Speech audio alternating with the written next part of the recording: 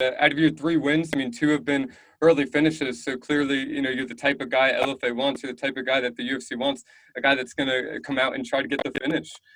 Is that something that you look for? I mean, in general, are you a striking-oriented fighter, or is it more mixed martial arts and you're willing to take the fight wherever it goes? Like, what do you want out of a fight experience?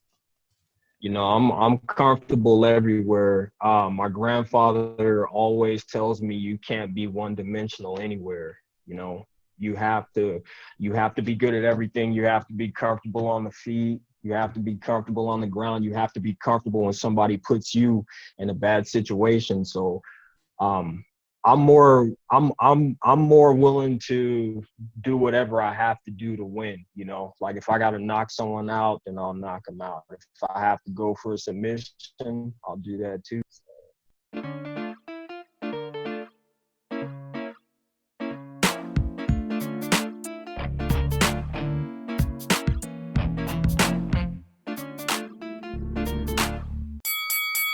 This is the Prize Fighting Business. I'm your host, Daniel Caycedo, and today my interview guest is professional mixed martial artist and prize fighter, the 3-0 Gerald Scott. Gerald sat down with me ahead of his upcoming fight on July 31st for the LFA promotion to discuss his preparation and fight camp for this fight, his mixed martial arts journey up to this point, and what's next for him in his career. So let's dive back into my conversation with King Speedy, Gerald Scott. Well, Gerald, thank you very much for joining me today. Yeah, thanks for having me, man. Absolutely, a pleasure. So you are getting ready for a fight coming up July 31st for LFA. So obviously one of the biggest stages in the world, just one step away from the UFC. You're 3-0 as a pro, so a very good record coming into this fight. And the guy you're fighting is 2-1, so about equal experience. But what are your thoughts kind of going into this fight and about the matchup? Man, I'm just ready to get it going. I've had a long layoff. I had many fights that didn't go through. And honestly, man, I've been itching. So I don't know too much about my opponent, but that doesn't matter. I'm just ready to go out and put on a show and waiting. Absolutely. And you're on the right platform to do it. Like I said, it's one step away from the UFC. So, good performances here mean a lot. And the guy you're facing, again, 2-1 overall. So right around that same level of experience. But you mentioned you've had fights drop out, opponents drop out. It's been a little over 2 years since you last fought. Is that simply due to opponents dropping out, or what was the layoff for? So there was a couple of things that happened. So, my opponents, I had a couple opponents get hurt.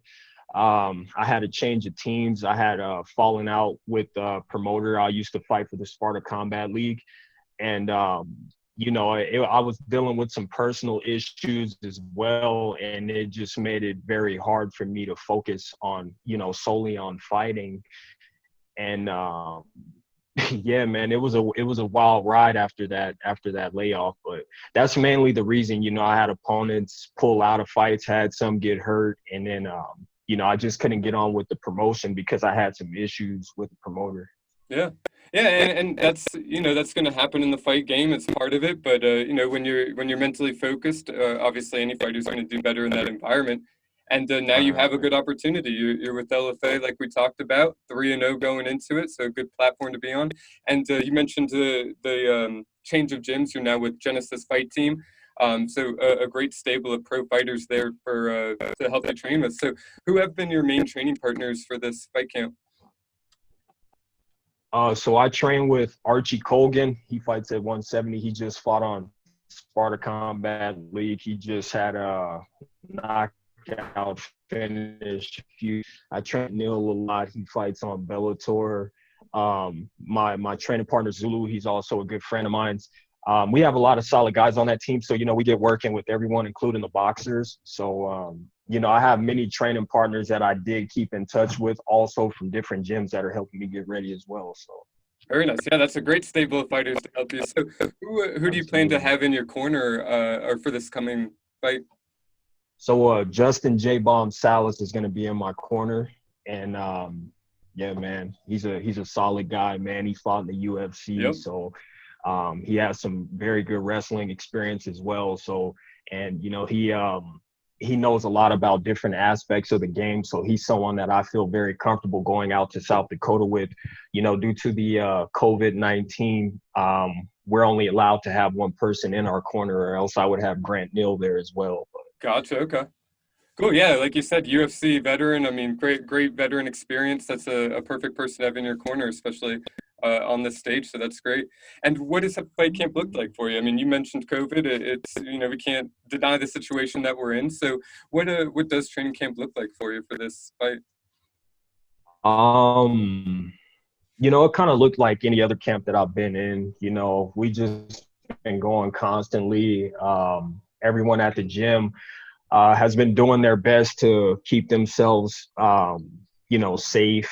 Our gym is really big on hygiene, and, they tell everyone if you're feeling sick, don't come into the gym and stuff like that. So COVID actually hasn't affected my training too much. I just get with a group of people that I trust, that I know aren't exposing themselves to too many people. And I just hit it. I've just been hitting it hard like I have been in every other camp. Very nice. Yeah, I think that's the benefit of mixed martial arts. It's a little more individualistic in the effort and smaller teams on the training side of things. So beneficial for you in this time and this environment. So that's great. So what is you're fighting at 155 lightweight for this upcoming fight? What does a normal weight cut look like for you? Like we're about 2 weeks out right now. So how much weight do you have to drop over the next 14 days or so? Man, barely any. So I'm a small 155er as it is. So, I pretty much walk around close to weight. So I don't have to do any hard dieting. And I pretty much can eat whatever I want as long as it isn't junk food. You know what I mean? Sure. So usually the week of the fight, man, I'm just pounding water and, the weight just kind of comes off naturally. So when I'm at 145, though, that's a different story. The diet can be a little annoying. I believe it. So do you plan to stay at 155, or do you like the small weight cut, or is that more of a COVID thing and you want to go to 45 long term? So right about now, I'm going to 55 for maybe 2 or 3 more fights. But when I get that call from the UFC, I think I'm going to go back down to 145. I had maybe about 5 fights at 145. Okay. Yeah, I feel strong there too. Yeah, I would assume you do. I mean, you're a bigger guy for 145 comparatively. You're on the bigger side of that weight class, and like you said, potentially on the smaller side of 155, where guys cut from as much as 175, 180 sometimes. So more of a matter of convenience right now, just not having to cut a lot of weight when it's inaccessible to go to the gym a lot of times. Right. Cool. Yeah, I've even had a fight at 150, man. So that was considered a catch weight fight, but I was an amateur when I was doing that. So catch weight, you can't do that as a pro, or else I'll fight there. Yeah. The only thing I hate about 45 is the dieting, man, because I love to eat. You know what I'm saying? So. Absolutely. So what I get those cravings, man. Oh, I feel you. So what's the first thing you're eating after the fight? You go home, you're back in your own environment. What's the first thing you're eating?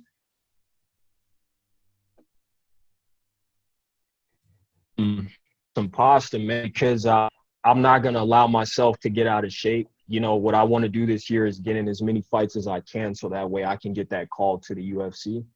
Yep. And but if I wasn't, if I was to not do that, I would just have a double bacon cheeseburger like I always do. That's my go-to. Cool. I love that though. I mean, you're a milkshake or something. But you're essentially saying you're focused right now on accomplishing the UFC. I mean, that's the goal right now. That's what your vision's set on. Just do what it takes in the LFA to get that call up. Yeah, and the thing is that I know that I'm one of the best, man, and I've been trying to get on LFA for a while, and unfortunately things just didn't go as planned. I had a lot of personal things happen, but and I don't underestimate anybody. That's one thing that I don't do, but I know that I work harder than most people, and when I get going, as far as once I get this fight out of the way, not overlooking this guy, I plan on, just sweeping through everybody else, man. Absolutely. This is my dream, man. So I'm giving it all I got.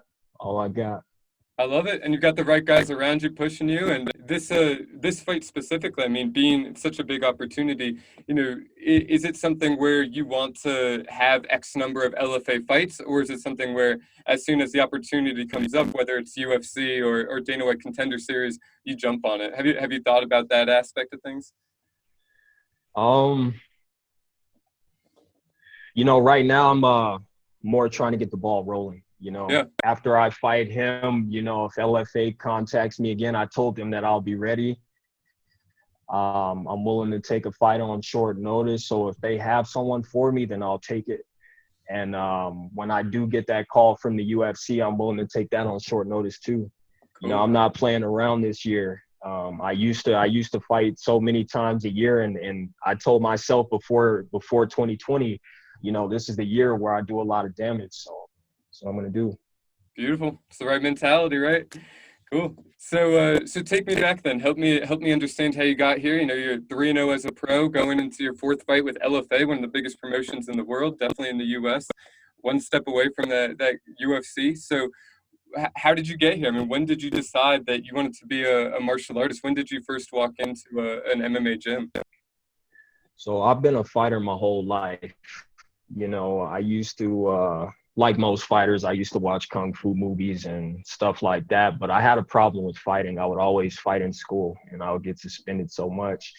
And when I first found out about mixed martial arts, I was watching Spike TV. I was 11 years old, and they were doing reruns. They had some Royce Gracie fights come on there, and then they started showing something from The Ultimate Fighter. And I just told myself, like, man, I'm going to do that one day. When I was 11 years old, that was when I decided that I was going to fight. But I didn't know that I was going to get as deeply into it as I am now. Sure. Like, I fell in love with it. I just expected to have a few fights and, just maybe have a few fights. But once I started training, man, I just fell in love. Yeah. Yeah, I think that's what happens. You catch the bug, right? So when did you first walk into a martial arts gym? Was it and did you know at that time, hey, I'm walking in with the intention of being a mixed martial artist? So it's funny how and like how when I it's kind of funny what led me to the gym, I should say. So I was in a group home, as a matter of fact, and there was a kid in there. Shout out to Jacob Jesser, because he's the reason why I really started taking this seriously. I heard that he was one of the best fighters in the school, and me and the tough said, nah, him. I just fell him out one, and the fight was over in 2 seconds. I went for a double leg takedown, and he landed. He got me in a flying guillotine choke. The fight was over in 2 seconds, and I was just obsessed. I was like, man, I got to learn that. And that was the first time someone had ever done Brazilian Jiu-Jitsu on me. So I go to a Brazilian Jiu-Jitsu gym, and the owner, he told me that he would work with me. I was a 16-year-old kid. I didn't have a lot of money. And I went and I did one class. But after that first class, he kind of went back on his word, and he said that, I had to come up with the full amount of money. I think he wanted $130-something a week. I couldn't afford that. So, my heart was broken, and my mom couldn't afford it at the time. So the first time that I stepped into a gym, I was 16. But when I was working at Albertsons, I was bagging groceries. I met a guy, his name is Joseph Vigil. Shout out to Joseph Vigil. He came into the line, and he was wearing MMA gear. And I said, hey, man, do you do that stuff? He says, yeah, I'm over at High Altitude. And he gave me his card, and that's how I ended up over at High Altitude. That's where I started training first. And Wow. that got the ball rolling. Cool. I was there ever since, man. So did you feel like that day, like you were going to be a fighter, or is it more just kind of like see what this world's all about? No, I've like I said, man, I've always been a fighter. I wanted to box, as a matter of fact, for a long time too, but it was just something about MMA, man. It was just something about MMA, and I just fell in love with it. Like, most guys do it as a hobby, but this is who I am. Like, there's no way that I'm not gonna go all the way with this. Yeah, I love it. I mean, it's the mentality you have to have if that's the case, right? So what does a normal week of training look like for you? Like right now, 2 weeks out, obviously probably winding camp down, but what does a normal week of training look like? So I train 6 days a week. I always try to use Sunday to rest. Sunday is just my day. Monday I train twice a day. I just started going over to Landau Performance, so Nice. I've been getting some work over there with those guys. But yeah, I train twice a day, and it's pretty rigorous training. Like there's some days where I have to push myself to get out of bed, but that's a part of being a professional fighter. It's not an easy sport. So. Absolutely. And I would assume that you have to balance a day job at this point in your career. How does that work in with the training schedule? So it was really hard at first because I was working graveyard shifts doing security. And working those graveyard shifts, it made it extremely hard for me to get to practice. I would worry to sick, and practice would start at 11 o'clock. So I would try to go home and I would, try to take a nap and go to practice after I woke up. But it was so hard to wake myself up from those naps. And it got to a point where I was getting sleep deprived. And I think that was part of the reason why, some of my other fights, didn't necessarily go through, because I was also dealing with some personal issues myself. You know what I mean? I was having trouble staying motivated at one point. And I had to look at what exactly was holding me back, and it was that job. So I left that job. I prayed to God before I left that job. And, I asked the Lord, if I take one step, will you take two? So I just left my job that day. And now I'm working at another job that fits perfectly with my training schedule. Wow. When I was working graves, I would only make it to practice maybe 2 to 3 times a week. But now I can make it every single day, Awesome. Yeah, and it's one of those things you have to do, one of those moves you have to make, one of those sacrifices you have to make in order to pursue something that you are this passionate about, a career that you're that passionate about. So it's cool to see, the sacrifice being made and it working out, right? You getting this opportunity, this new job allowing you the time to train at the level that's necessary to compete at this high of a level and do it well. So that's awesome, man. It's awesome. So Yeah. You're going into this fight with Genesis Fight Team, Justin Salas in your corner, working with Grant Neal and the likes over there at Genesis. Is it something where you've focused on anything specific for this fight, or is it all around just getting sharper, staying well-rounded, and waiting for the fight and seeing where it takes you? Yeah, we just work everything, man. Like I said, I'm not a one-dimensional fighter. So I've been focusing on some areas that I'm weak in as well. And yeah, it's just I'm going into it like I do every fight, like I'm going into it with the intention to finish him. Like I said, I don't underestimate him at all. I don't underestimate anyone that I fight, but I know what type of fighter I am. No matter who I'm in there with, I'm going to drag them into deep waters. So he has to be ready for everything because there's no telling what I might do. Yeah, and that ability to drag someone into deep water, I mean, clearly comes from having a strong cardio game and confidence in that cardio. I know you mentioned you work out twice a day with Genesis and then with Landau as well, specifically for this camp. Is it Landau that gives you kind of that cardio push, or are you working cardio across those two practices and at Landau? It's like, what does the specific cardio push look like to be so confident in your ability to drag someone into deep water? Well, I only go to Landau's 3 times a week, but I'm at Genesis every day. But I train by myself a lot too.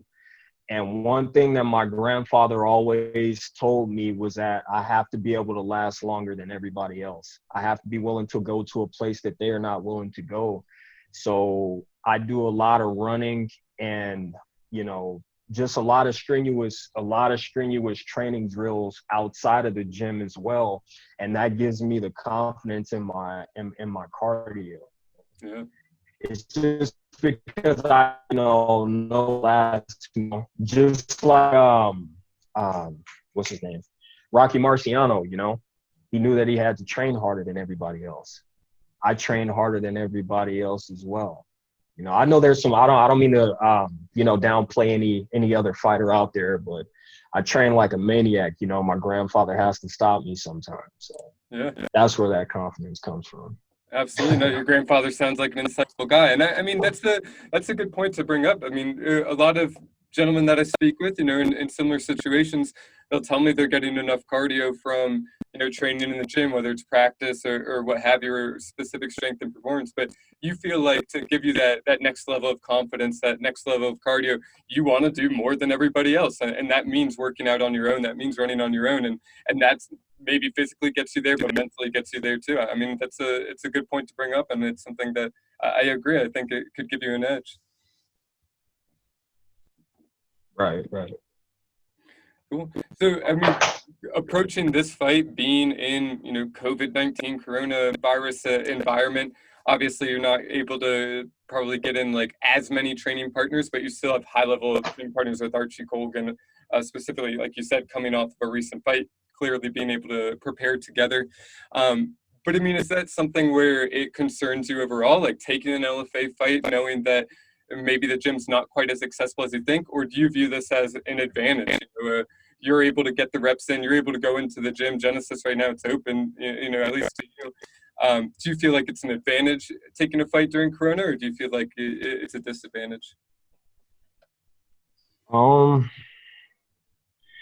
not really too sure because, I've been getting the same amount of training, before this whole thing happened, like I said, I'm training outside of Genesis as well. So, I get what I need there and I get what I need from other places as well. So I could tell you one thing about this COVID is weird. It's definitely weird. My family can't go. This is the first fight that I've had that they're not able to go to. And, just all the guidelines and restrictions, that's weird. It's kind of throwing everyone off a little bit, but yeah, I wouldn't really see it as a disadvantage for me. Cool. It's just kind of like any other thing. Yeah, just deal with it, figure it out. If that makes sense. Yeah, if that makes sense. Yeah, absolutely. Yeah.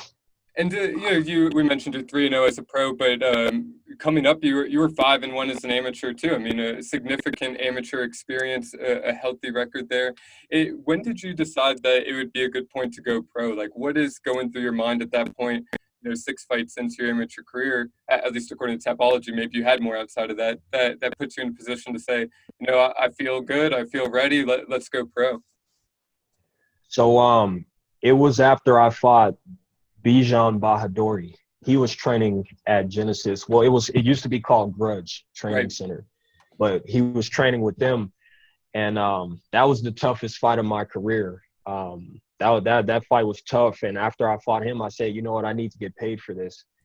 And I knew I was ready, because I was destroying a lot of high level fighters. I didn't want to fight anyone unless they were the best. I had a list of people, like I literally wrote down a list of people that I had saw before I was in the cage, and I said, okay, I'm going to get him, I'm going to get him, I'm going to get him. I got everybody on that list, so I said, it's time to make some money for this.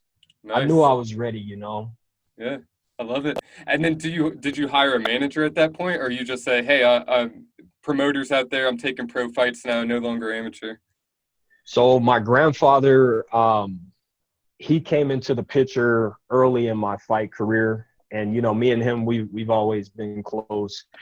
And he was my coach, but he took on the role of my manager, know. So yeah, he's not my manager anymore. Like I currently don't have a manager, but gotcha. He was managing me at the time. So I mean, that's pretty impressive though, that you're able to get an LFA fight without even having a manager. I mean, that kind of begs the question of, at least in your world, when does it make sense to get a manager? Is it that next level negotiating UFC contracts, or when do you figure that out? I'm not too sure. Like the thing is we've had some managers, that we talked about that were possibly gonna, start working with me, but none of them have necessarily came into the picture yet. Mm-hmm. But it is important to have a manager, you know, because as a fighter, your job is to fight. You know, Right. you're not supposed to be negotiating the prices and all types of stuff like that. So it's very important to have a manager. But thankfully for me, I have a good coach, Jacob Ramos. Yep. And you know, since my grandfather hasn't been in the picture, you know, he stepped up and you know, he made the calls that I needed, and you know, he's been there. So. Good. Awesome. Awesome. So do you imagine, I mean, obviously, again, being LFA, you're able to get the fights without a manager. Do you envision it kind of like UFC calls? That's the time to start having one. That way, like you said, they're negotiating for you, just one less thing for you to do so you can focus. Or like, I guess for me, more, I'm wondering, when do you envision it? Because again, you are like at this high level. I mean, LFA, it's right there, right? The UFC is the only thing that's above it. So, but you've been able to get to this point too. So it does kind of beg the question: when is a manager actually necessary? You know, I would honestly, I think I'll probably have one after this fight. Yeah. You know, I think I'll probably have one before I get that call to the UFC. Cool. So, yeah, like me and my coach, we have been talking about a manager. So it's a possibility, you know, that once I get this fight in that, you know, I'm going to start working on the whole managing thing. But right now, you know, I'm just focused solely on the fight. And, you know, that's pretty much all that's on my mind right now. Awesome. Manager, no manager, I'm still doing my thing. That's right. That's right. Yeah, and so what do you envision as next? So, you know, you take this fight 2 weeks away. What do you envision as next after this? What do you want for the rest of the year for yourself? As many as I could possibly get, as many knockouts as I can possibly get. You know, just made that decision. I'm not gonna leave it in the judge's hands. And this year I call it hunting season. You know, this is hunting season for me, and I'm out to hunt as many of the top fighters as I can. And I hope they see this interview and, you know, they hear exactly what I said, because I mean this. You know, you got a problem if I'm in your division. Absolutely. So coming for that LFA 155 division, but COVID settles down. You're down for 145 too, certainly at the UFC level. So going into this fight, again, 2 weeks out, you're on your kind of winding down camp right now. Fight week coming up. When do you leave for Sorry, 1 second, man. I'm trying to – didn't mean to cut you off. I was just plugging in my laptop. I didn't want it to die on you. Oh, no, I appreciate it. All right, yeah, we're good, man. Sorry about that. So when, like I said, 2 weeks out right now, you're kind of finalizing camp, getting that water level up, getting ready for that final cut, that final week. When do you head out to South Dakota? So I have to be there July 29th, Wednesday the 29th. Yeah, I leave at 10 in the morning. So, flying out?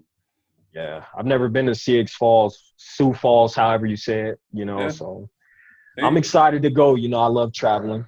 Yeah. No, I'm not paying for any of it, so I look at it as vacation, you know. Right? That's a perk of the sport. Yeah. I get to go out there, you know, I'm going to get to stay out there for free, knock somebody out, and then I'm getting paid for it. So That's right. That's ask for more. Cool. Sweet. So how can people follow you online? How can people follow your career? So my Instagram is _King Speedy, KINGSPEEDY. And my Facebook is just Gerald Scott. I don't use Twitter or Snapchat or anything else. So who uses that stuff? Those yeah, exactly. Those went out a long time ago in my eyes. Yep. Cool. All right. So I got 2 final questions for you before I let you go. So one, what is a tip that you would give to a young aspiring fighter, martial artist coming up right now? Something that's benefited you in your career, or just some good guidance you can provide? You know, follow your dreams. You know, don't let anybody deter you no matter what happens. Always put God first, because through God, anything is possible. And when you try to do something without God, you're going to fail. So keep God first, have faith, and don't let anyone stop you no matter what. You got to have heart out here. This is a cold world. So. Absolutely. Cool. I love it. And then last thing from you, what is your number one goal right now? What are you focused in on? UFC, man. I know I'm going, but and I know I'm gonna stay too. But my dream, man, I want to be 2 division champion too. Featherweight, lightweight, and maybe something else. Who knows? But I'm going all the way, man. So you'll be seeing me up there in the future. No doubt. That's something I'm sure of. Absolutely. No, I love it. I love it. I love the focus. I love it. What you guys are doing over at Genesis. I think you got a good stable of young up and coming fighters as well as established veterans. And I'm excited to see what you do, Gerald. And I'm excited for your fight coming up here in 2 weeks. So everyone watching, go give him a follow. Check him out. Tune into the fights on UFC Fight Pass on July 31st. And Gerald, man, thank you so much for joining me. I appreciate it. Cool, man. Thank you for having me.